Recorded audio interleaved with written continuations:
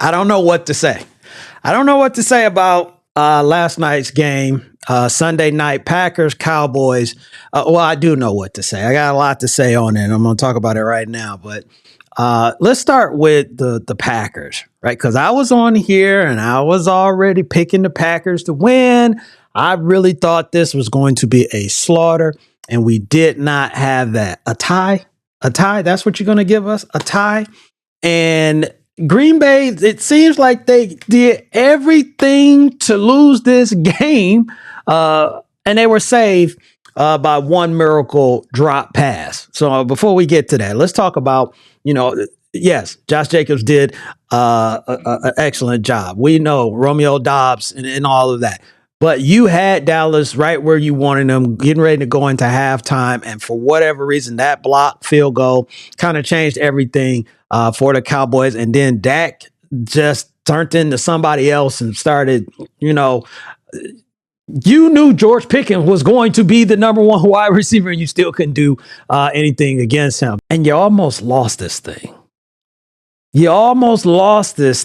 Jordan Love being Jordan Love.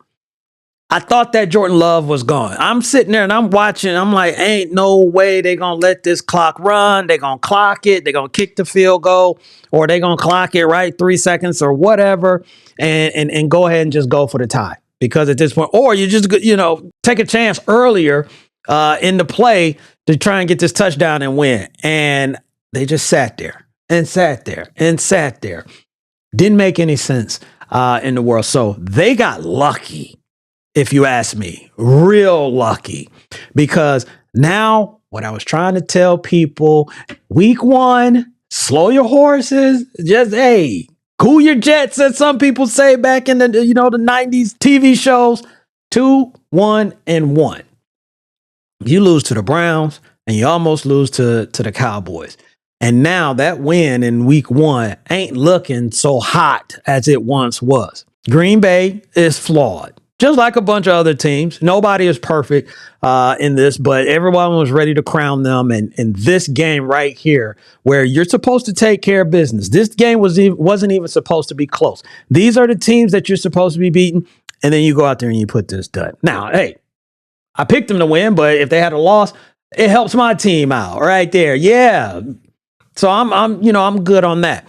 But let's talk about Dallas. I thought this was going to be the Micah Parsons, return, and he was going to wreak havoc. Now, he did have some pressures, and then he did make a key tackle. But with Dallas, my fear is that this is what we're going to get with Dallas, is that it's going to all be on Dak. Dak is going to have to throw however many times, 50, 11 times, whatever it is, you count it up.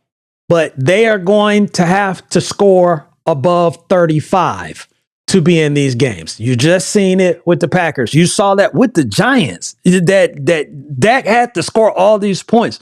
And if this is the formula that you're thinking that you're going to get through the season on that, then you're sadly mistaken, because at some point it's going to come back and bite you. This is not a situation where, we've just been totally taken out by injuries like some teams have.